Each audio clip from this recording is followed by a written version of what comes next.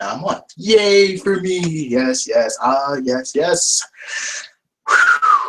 Yes, you already read the title, of course. It is Daredevil Season 2 review from me, your lovely host, Isaiah. Isaiah's zone. And you're in the zone, and I know I screwed that up. Anyways, yes, let's talk about the nitty-gritty of Season 2 of Daredevil. But before I start, I know I go to this whole BS information for you. I will not spoil this season. No, I will not say ins and outs, what goes in, what goes out, the story elements and plots and new characters and some returning characters we have seen and also seen in Season 1 make a good appearance in Season 2. So I will keep that all hush-hush. I'm pretty much going to focus on Daredevil, his friends, and the villain that we already know who's become the main villains in this season. Also our two new characters, but they're going to be at the end of my whole show because, and begins off my chest now, Daredevil Season 2 was the best damn season I've ever seen in a TV show type or era, whatever you call it. It was just so good. It was like good story structure, funny humor, dark humor, sad moments, and there was a lot of sad moments. And people like say, it was so foggy and Murdoch again, blah, blah, blah, blah. But no, this is actually some real tough stuff because you like Foggy, you like Matt Murdock, who is Daredevil, and you like Peg. Oh my goodness. I'm gonna say her name wrong. Paige. Is it Paige? Yes, it's Paige. Paige.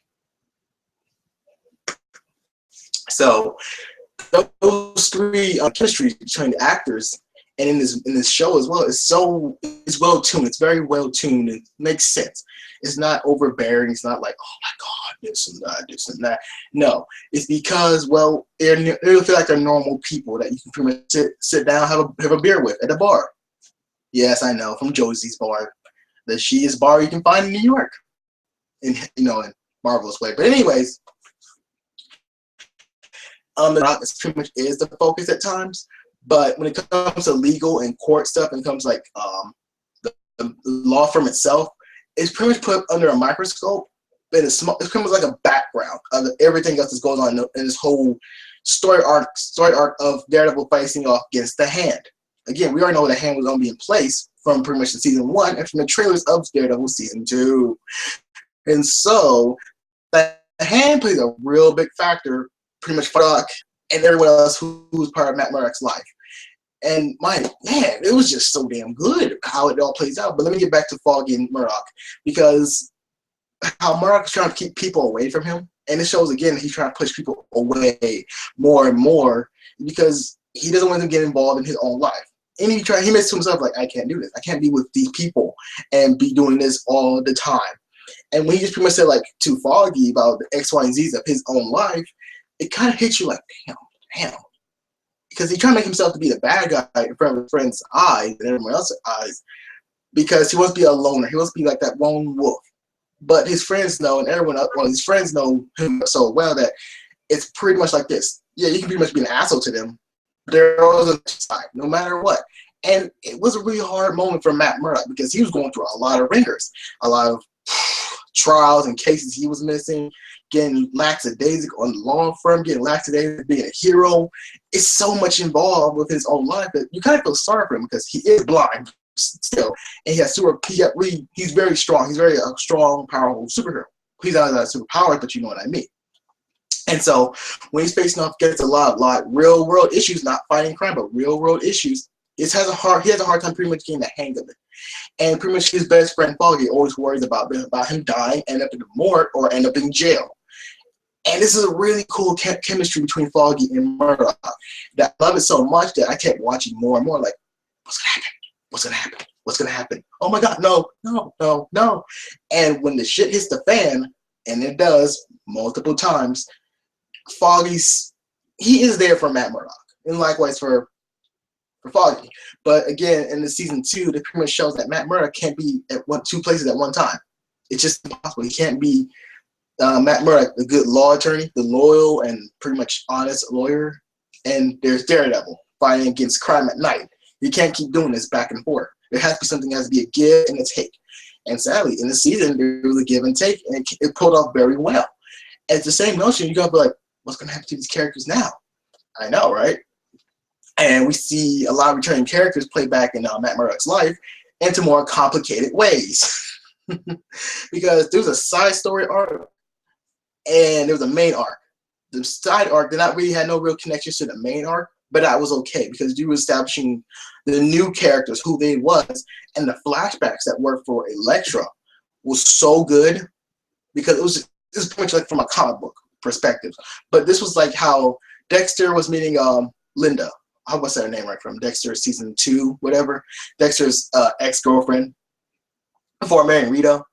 It's like that type of chemistry they had, it was toxic. It was just venomous. There was no way in the world they can coexist together because they corrupt each other so much, Elektra and Daredevil.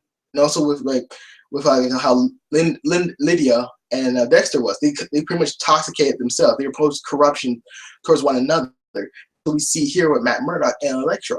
But the same notions, you do know they love each other very much, which is so odd.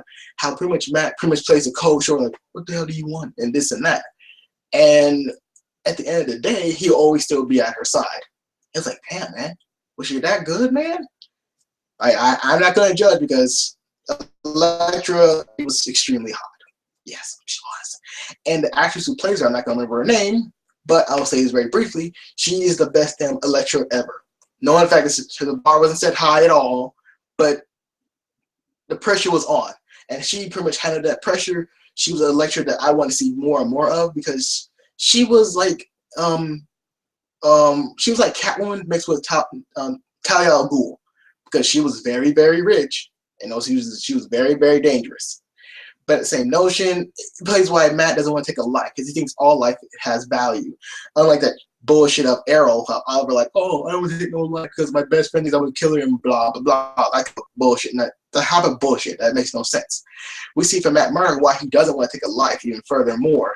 And Elektra kind of pushed him to that way, like, no, I can't do it. No, in fact, he had that type of mindset, like, I'm not going to take a life.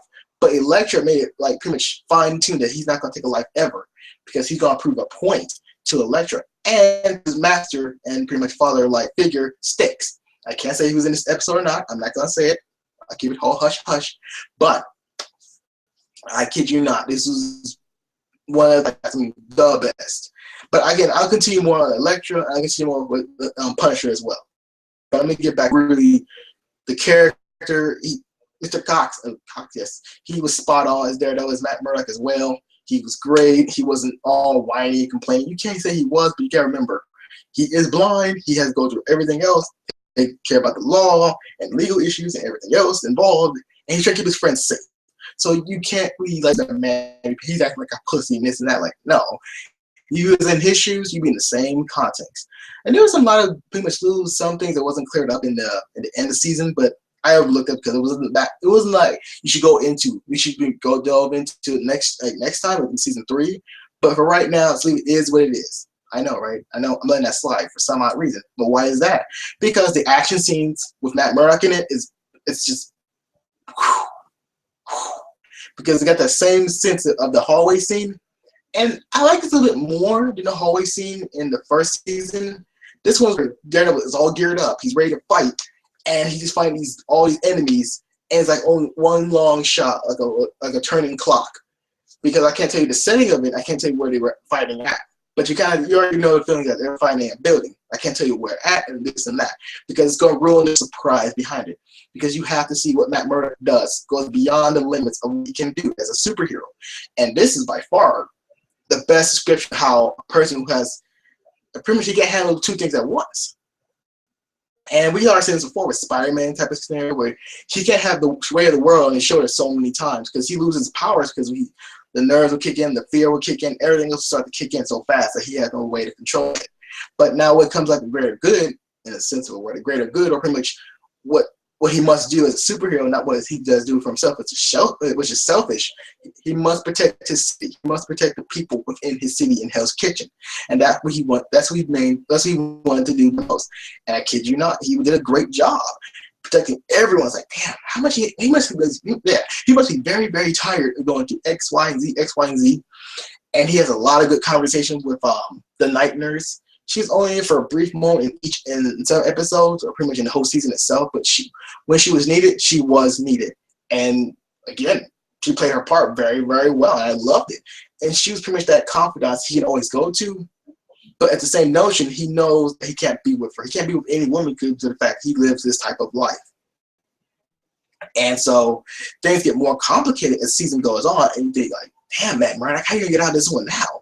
And how Matt Murdock deals with the hand, it was so unique that I had not seen that before. Okay, I haven't seen it in movie and television show wise, I've seen it in movies, but how Daredevil had a hard time fighting the hand because he, like in Naboo, he couldn't hear his heart at all because his heartbeat was slowed down to pretty much a snail crawl, but he was able to fight him toe to toe and pretty much almost killed Matt Murdock. Yes, from season 1. If you didn't see it, too fucking bad. Anyways, and so it was hard for him to get that type of notion because he doesn't fight the hand that often until season 2. Until he learned how to tone his senses more stronger and more powerful, which is listening to the enemy's, I can't say what it is, but it's pretty much what the enemy, okay, I can say it. Pretty much I can say it because it's not really a big spoiler. It's listening to the weapons that they use, like the swords and shooting stars, because there's a brief air or a brief vibration in the air that they swing their swords, or the sounds in their environments. Depending where they at, he has to listen to very closely and very carefully because the hand is no joke. They're not hired thugs, they're not nothing like this. There's some trained, hired killing monsters. And we learn more about the hand. It was really cool too how they mix the hand with the Yakuza, which is pretty much what it is itself. The hand is the Yakuza, but I'll get to that later. And so, getting back to that notion where Daredevil has to face the pretty much, he has no chance of winning against the hand. Out of a slim chance in hell, he pulled it out. It's due to the fact he was pushed to the limit where he said, you know what, I'm done. He's like, I'm just done. I'm gonna kick your ass and I might kill you. Again, I can't tell you if he did or not, but it was pretty much that point where he said, when he was so angry, he was so frustrated, he turned it into a weapon. Not pretty much out of control, but a focused weapon where he wanted to kick someone's ass. And it worked because he was pissed off throughout the whole season. No, really, because he kept getting bad news after bad news. Like, damn, Matt Murdock, keep getting bad news after bad news, my nigga. What's up with that, dog? And you can't help it, but you see Foggy filling in for Matt Murdock. He's like, damn, Foggy, you cool, man, you cool. Because he pulled out the Hail Marys of all lawyers, and he was great, just great. And Paige, she was super smart in this season. I mean, more smart in season 1. And I love how she's just not a clueless character. No, she's a smart character, but she has a hard time figuring out who is Daredevil, right? And you can't really blame her because Matt Murdock is blind, so is Daredevil. Because she doesn't know that Daredevil is blind. No one does, really. Except for Elektra and Foggy and Styx and everyone who's in his inner circle. And so moving on from there, we see her develop into a more stronger character. Instead of her being whining and crying and complaining, she got back on her feet due to a lot of pep talk from a character that you know from the first season, and his reasons why doing it, it makes perfect sense. Everything has a perfect reason why it's happening. Season 1 set up a great stage for season 2, and then some. And so I can't say much more because I'm going to be spoiling the whole show itself. But I can tell you about Elektra and Punisher, which I'm going to get into right now. Because, let me say Punisher for last. Let me give up Elektra, because Elektra, this was a woman that I want to see more, like I said beforehand, but she was a character that was sympathetic. She was very sympathetic because you know her backstory, you know what she is and what she will become in the near future. And the notion that how the hand is fighting her, she knows how the hand works in a way. And she was trained by pretty much trained like Daredevil type training. But she can't beat Matt Murdock in a hand-to-hand combat, but that's due to a lot of situations there and there. But anyways, how Elektra, Matt Murdock, it was very unique. It was very fresh. It was very like, oh, okay, guy meets girl, blah, blah, blah. But they hit it off just like that because there was connection. There was chemistry with the actors and with the characters. It was perfect too because you liked her because she was sympathetic and she was realistic and she was a cold and heartless person at times. And she was cold and heartless. And he just said, you know, I have no time for this bullshit. I gotta deal with this. And when he told his friends, like, the new client, he took him a hard time to actually saying, like, it's Elektra. She's in, yeah.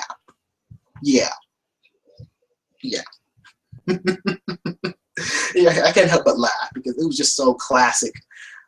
Telling your friends about and pretty much a mistake he did in the past, coming back and biting the ass. And what she came on her, she had a mission that she needed help from Matt Murdock from. I can't tell you what that mission is. Yes, it has something to do with the hand, but I'm gonna leave it at that. Anywho, again, you're gonna love Elektra later on throughout the season, and I kid you not, we will see her in season 3. I guarantee you that, because you, from an awesome character, cannot. Well, I can't say what happened. Anyways, moving on to the to the other main course, Punisher.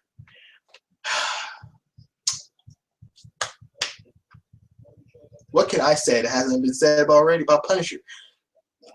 Crazy Shane, you did a great job, man. I mean, not great job. You did a perfect job at Punisher. No, in fact, I did like the Punisher in the movie, the first one. The second one, not so much. He made a unique Punisher, and where he was talking about his backstory, but you get no flashback in a way. You got no real flashback of what happened to his family.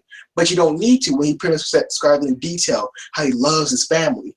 And at that moment, it got really like a heart-wrenching moment where he pretty much just opened up towards Daredevil what X, Y, and Z happened to him.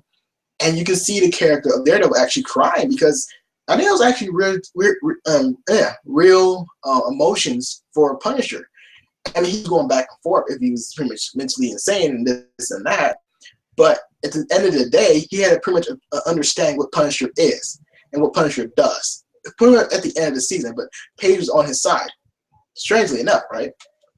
But the Punisher, again, he was badass. He killed all the bad guys in a sense that he came across. And whew, those scenes with him when he's fighting Daredevil, you think that trailer was no, that trailer didn't show every fight because Daredevil and Punisher's fight was just so brutal. It was like a street fight times 10. It was like, oh my god, ooh. And it was just so much. And them fighting, they're getting shot at. Oh my god, it was just, oh man. And when you actually see their names too, when they said like the name is Conan or pretty much the street has given him his name, the Punisher, I did squeal like a little girl. I couldn't help it. Or when they say key words like Elektra, like who's Elektra? Or see some key items that pretty much belongs to Elektra, you can't help but squeal because you see so many comic book elements, you see so many comic book things going on that you can't really hold your orgasm of awesome nerd shit going on. And then Daredevil season 2. And also the classic weapon of Matt Murdock does play a big part. Sadly, I can't tell you where it starts at, but I can tell you it's fucking cool. It's like, oh, it's so cool. And it was cool. And that's all I can really say. And how Punisher takes down the enemies, it's so brutal that it's awesome. It's really much a welcome need for a superhero within the Marvel Universe, you know? And these characters, Elektra and Punisher, fit very, very well within the Marvel Universe because it felt natural. It felt like, oh, okay, this feels natural. This feels X, Y, and Z. Just how like Daisy is, how she fits in the MCU. I still love her character, but the show itself is like, but her character and her Inhumans fit very well within the MCU. And because it feels natural, like it's flowing. It doesn't need much explanation behind it because you understand just like that. And with Punisher, I think we might see him around in some MCU films. I highly doubt that, but anything's possible because he's a crazy motherfucker. And you just want to watch more how he takes care of the enemies, how he beats the shit out of a lot of people, and how he pretty much solved the case to his own family's murder, but at a cost, a steep cost too. A cost that he's willing to give up. And it will become this known, pretty much, he's well known to be, in the comics that is, the most dangerous man ever known. He's the most dangerous serial killer too.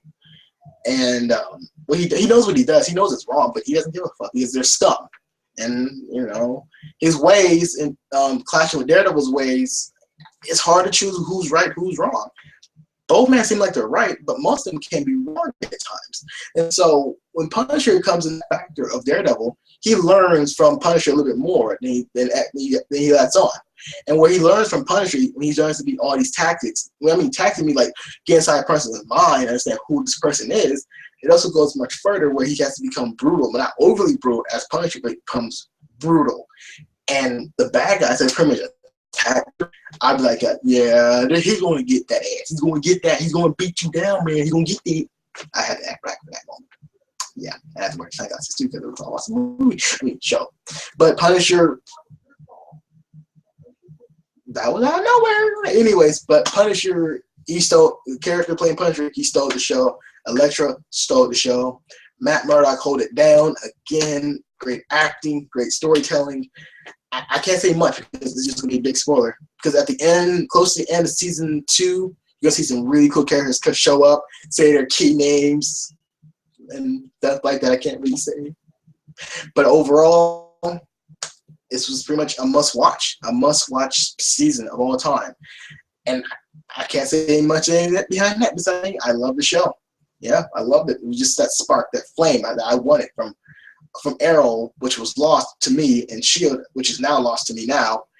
And now to see from Daredevil's point of view, and from his character's point of view, and the villain's point of view, and the new character's point of view, it made like a perfect match made in heaven where I understand everything else, had fun, I laughed at some things, I got really emotional at some things, and pretty much like, I got really excited and started cheering on Matt Murdock like every time. And when him and Daredevil, fought, I can't help it. She was like, which one? But I was still supporting Daredevil over Punisher. Because like, yeah, get his ass, come on. Because those fights were like, got you all hyped up and everything else. But let me end this by saying that you do yourself injustice of not watching this season. If you didn't see season 1, that's your fault. If you didn't see season 2, and you're still waiting for that season 2, or you can't get Netflix, then you're adamant you're a poor bastard. But that's a different story. You're just a cheap bastard or a poor bastard. I'm not going to judge you. I'm just saying what I have to say. I'm not judging. If you think I'm judging, then that's your fault, not mine. I was just saying a point. That's all. What was I? Anyways, this has become a good year for comic movies, or comic fans, really. Minus X-Men. Besides Deadpool, minus X-Men. I don't give a fuck about everything else. I will see Batman vs Superman, but not like in the movie theaters. I might see it on Netflix down the road. I will see pretty much Civil War, but that's a different story though. Anywho, let me get on because I'm drifting off into different things that I don't want to talk about yet. So let me end this off with Daredevil season 2. Guess I must watch because it was just a damn good season. One of the best damn seasons that Netflix has offered for a superhero show. And as always, folks, do keep it locked, loaded, everyone for me, because I'll be back. And also, you might see my other co-hosts and friends, the Geeks Around, also talk about Daredevil down the road within 2 weeks, maybe so. And also, do check out their website as well, which is geeksarounds.com. I hope that's right. Anywho, yes, check that out because I'll be in down the description below because that's how I work and that's how I've been working because that's how we all communicate. Anyways, always do keep it locked, loaded, everyone for me, because I'll be back.